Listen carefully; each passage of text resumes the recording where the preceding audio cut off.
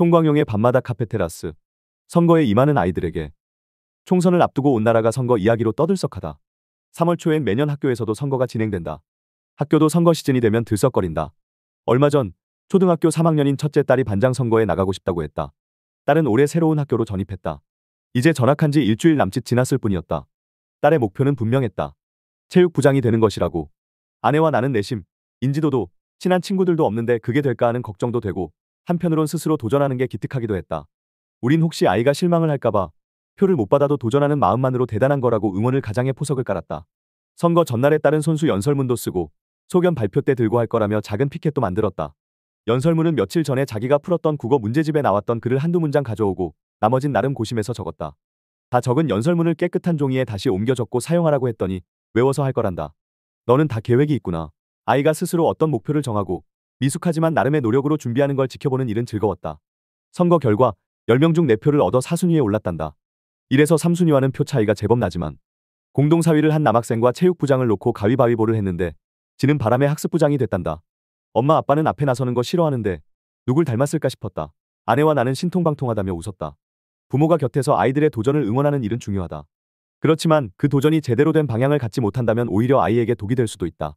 그런 의미에서 아이에게 도전의 의미를 말해주는 건 더더욱 중요하다. 이번처럼 아이가 선거에 도전할 때는 학급 임원이 된다는 건 무엇을 의미하는지 아이의 눈높이에서 말해줄 필요가 있다. 아이들에게 학급 임원 선거는 즐거운 이벤트다. 하지만 임원이 되는 것 자체가 이벤트가 되어선 곤란하다. 예전에 초등학교 4학년 아이들을 가르쳤을 때의 일이다. 그 학교에선 4학년부터 학급 임원을 뽑았다.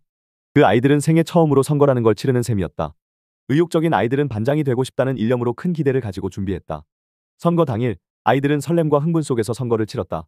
자신이 행사한 한 표의 소중함을 체득하는 시간이었다. 선거는 아무 문제 없이 끝났는데 문제는 다음 날 발생했다. 선거 다음 날 한 표 차이로 부반장이 된 아이가 친한 아이들에게 반장이 된 아이 뒷담화를 하고 다녔다. 뒷담화의 내용은 반장이 엄마가 써준 말로 연설해서 자신을 한 표 차로 이겼다는 것이다. 엄마의 도움을 받지 않고 한 표 적게 나온 자신이 진짜 반장의 자격이 있다는 이해 제기를 계속했다. 반장으로 뽑힌 아이는 참다 거의 울기 직전에 내게 와서 그 사실을 얘기했다. 난 다른 아이들을 불러 그 사실을 확인했다. 애나 어른이나 어떤 자리에 앉았을 때 그 자리의 본질을 모른 채 그것을 자기 과시의 수단으로 삼으려고 하는 데서 많은 문제가 생겨난다.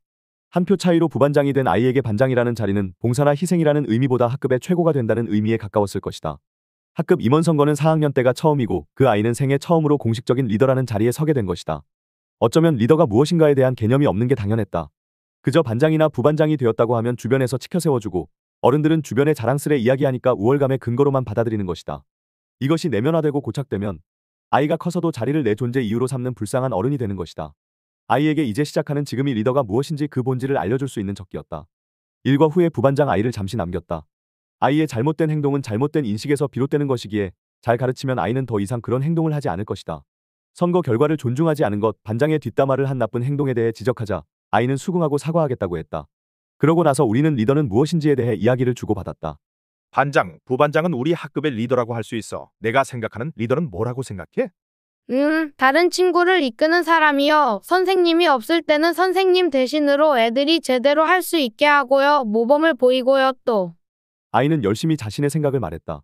내가 생각하는 리더는 그 자체로 멋지구나. 반짝반짝 빛나는 모습이네. 네. 선생님이 생각할 때 리더가 됐다고 멋진 게 아니고 리더의 역할을 잘할 때 빛나 보이는 것 같아. 리더는 늘 앞에서 이끌기만 하는 사람은 아니야. 리더는 앞에서 소리치는 사람이 아니고 오히려 뒤에서 도움이 필요한 사람이 있는지 살피는 사람이야.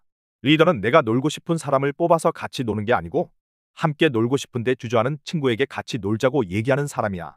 무슨 말인지 알겠니? 네. 리더는 다른 사람이 그냥 흘려듣는 힘없는 친구들의 목소리를 알아채는 사람이야. 모두가 즐거워할 때 한쪽에서 불편함을 느끼는 사람을 볼 줄 아는 사람이야. 그런 사람이 진짜 리더야. 우린 여러 말들을 주고받았다. 승부욕이 강하고 서서히 남성성이 강해지는 게 눈에 보이는 아이가 부반장이 된 걸 계기로 한 뼘 더 성장하길 바랐다. 아이는 똑똑해서 내 말을 잘 알아들었다. 다음 날 아이는 반장에게 자신의 잘못을 사과했고 그 뒤로 다시는 반장의 자리를 쟁취하기만 하면 그뿐일 무언가로 여기는 언행을 하지 않았다. 그렇게 성장하는 것이다. 학급 임원이든 학급 임원이 아니든 아이에게 어떤 책임을 주는 이유는 성장을 위해서니까. 학급 임원 선거에선 진풍경이 펼쳐지곤 한다. 어느 해엔 후보들이 난립하여 학급생 27명 중에 16명이 후보로 나섰다. 후보들이 차례로 나와서 소견을 발표할 때 그 어떤 개그 프로그램보다 재미있는 상황도 많이 벌어진다. 저는 우리 학급을 위해 짓궂은 일도 마다하지 않고 하겠습니다. 이 말이 얼마나 신선했는지 아이들은 눈치채지 못한 것 같았다. 아이들의 반응은 진지하게 박수치는 게 다였다. 아마도 누구에게 들어서 적던 굳은 일이 아이에게 익숙한 짓궂은 일로 바뀐 것이리라. 이 종이 한 장을 보십시오. 이것을 한번 접어보겠습니다. 이제 반장입니다. 저를 반장으로 뽑아주세요. 이런 맥락 없는 연설문도 곧잘 등장한다. 일단 아이들을 웃기면 몇 표는 확보할 수 있다고 생각하는 것 같다. 1학기 선거엔 웃기든 진지함의 끝을 달리든 어떤 전략이라도 자신감 있게만 하면 먹힌다. 그렇지만 2학기 학급 임원 선거의 양상은 조금 다르다. 아이들은 한 학기 동안 서로를 알아간다. 그 아이의 책임감이 어느 정도인지, 다른 친구를 얼마나 배려하는지 알아버리는 것이다. 리더를 말로 정의할 수는 없어도 그 자질을 보여줬는지를 감각하게 된다. 리더의 모습을 보여주지 못했다면 잔기술로 선거 판세를 뒤집지 못한다. 몇 표 받는 건 가능해도 반장까지 되긴 쉽지 않다. 그게 바람직한 양상이다. 2학기 때 많은 반장이 바뀐다. 현역 프리미엄을 무시하지 못하지만 추천조차 못 받는 반장도 생긴다. 많은 학부모들이 반장, 부반장이 된 아이를 자랑스럽게 여길 것이다. 그렇지만 진짜 성장은 거기서부터 시작된다는 걸 잊지 말아야 한다.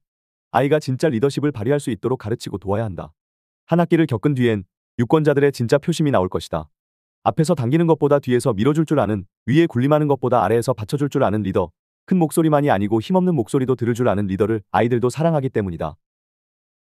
더 칼럼니스트